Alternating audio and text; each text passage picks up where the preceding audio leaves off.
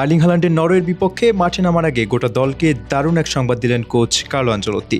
দলের সবচেয়ে বড় সুপারস্টার নেইমার জুনিয়রকে নিয়ে জানিয়ে রাখলেন বিশেষ পরিকল্পনার কথা। আর সবকিছু পরিকল্পনা মাফিক এগোলে নরওয়ের বিপক্ষে ম্যাচে জয় হবে সেলেসাওদের, নিশ্চিত হবে কোয়ার্টার ফাইনালের টিকিট। হাল্যান্ড ও অডিগার্ডদের বিপক্ষে মাঠে নামার আগে তবে গোটা দলকে কী এমন সুখবর দিলেন আনচেলত্তি? মরক্কোর বিপক্ষে প্রথম ম্যাচে ধাক্কা খেলেও ঘুরে দাঁড়িয়েছে পাঁচবারের বিশ্ব চ্যাম্পিয়নরা। ক্ষণিকের জন্য হলেও পিছে ফিরে আর তাকাতে হয়নি কার্লো আনচেলত্তির শিষ্যদের। রাউন্ড অফ 16-এর টিকিট নিশ্চিত করেছে রাজার বেশেই, জিতে নিয়েছে টানা 3 ম্যাচ। এবার কোয়ার্টার ফাইনালে ওঠার লড়াইয়ে তাদের সামনে বাধা আর্লিং হাল্যান্ডের নরওয়ে। এই ম্যাচ নিয়ে ব্রাজিলিয়ান ভক্তদের মাঝে কিছুটা সংখ্যা থাকলেও কোচ কার্লো আনচেলত্তি অবশ্য শুনিয়েছেন আশার বাণী। যে দুশ্চিন্তায় দিন পার করছিল সেলেসাও ভক্তরা, সেই দুশ্চিন্তাটাই এবার দূর করে দিলেন ব্রাজিলের এই কোচ। বিশ্বকাপ শুরুর পর থেকেই তারকা খেলোয়াড়দের ইনজুরি নিয়ে বেশ ভুগতে হয়েছে ব্রাজিলকে। দলের সবচেয়ে বড় সুপারস্টার নেইমারকে এখনও দেখা যায়নি শুরুর একাদশে। আবার হাইতির বিপক্ষে ইনজুরিতে পড়েন রাফিনিয়া। আর মিডফিল্ডে আনচেলত্তির সবচেয়ে বড় বাজির ঘোড়া লুকাস পাকেতা, তার ইনজুরিতে কপালে দুশ্চিন্তার ভাঁজ আরও বেড়েছে ব্রাজিল সমর্থকদের। তবে এত কিছুর ভিড়েও দলকে স্বস্তির খবর জানিয়ে রাখলেন আনচেলত্তি।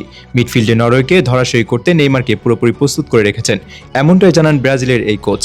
চলতি বিশ্বকাপে এখন পর্যন্ত মাত্র একবারই মাঠে নামেন নেইমার, তাও আবার বদলি হিসেবে খেলেছেন এই তারকা।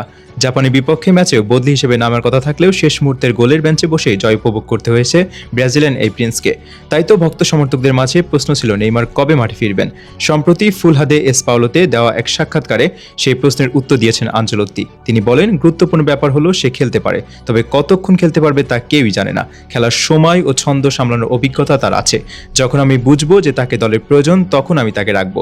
সম্প্রতি কাফ ইনজুরি থেকে ফেরার পর নেইমার পুরো 90 মিনিট খেলতে পারবেন কিনা সেই প্রশ্নের উত্তরেও ইতিবাচক বার্তা দিয়েছেন আনচেলত্তি। তিনি জানিয়েছেন, হ্যাঁ, সে 90 মিনিট খেলতে পারে।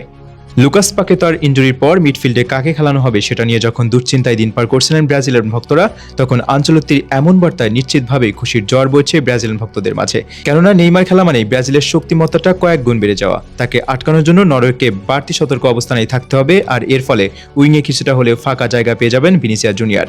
আর কার্লোর অধীনে ভিনি যেই ফর্মে আছেন, তাদের সামান্য একটু ফাঁকা জায়গা পেলেই গোলের বন্যা বয়ে দেওয়ার ক্ষমতা আছে ভিনিসিয়াসের। তাছাড়া নরওয়ের বিপক্ষে মহাগুরুত্বপূর্ণ এই ম্যাচের আগে সেরে উঠেছেন দলের আরেক সদস্য রাফিনিয়া। হাইতির বিপক্ষে ইনজুরিতে পড়া রাফিনিয়াকে চিকিৎসকেরা 10 দিন বিশ্রামে থাকার পরামর্শ দিয়েছিল। জাপানের বিপক্ষে ম্যাচের দিন সেই 10 দিন পূর্ণ হয়েছে রাফিনিয়ার, ফলে এখন অনেকটাই সেরে উঠেছেন এই তারকা। দলের সাথে ফিরেছেন অনুশীলনেও। নরওয়ের বিপক্ষে তাকেও শুরুর একাদশে রাখতে পারেন কোচ কার্লো আনচেলত্তি। সব মিলিয়ে রাফিনিয়া ও নেইমারের শুরুর একাদশে ফিরে আসা বাড়তি শক্তির যোগান দেবে ব্রাজিলকে। আর তাতে করে নরওয়েকে হারিয়ে কোয়ার্টারের টিকিটটাও নিশ্চিত করবে সেলেসাওরা।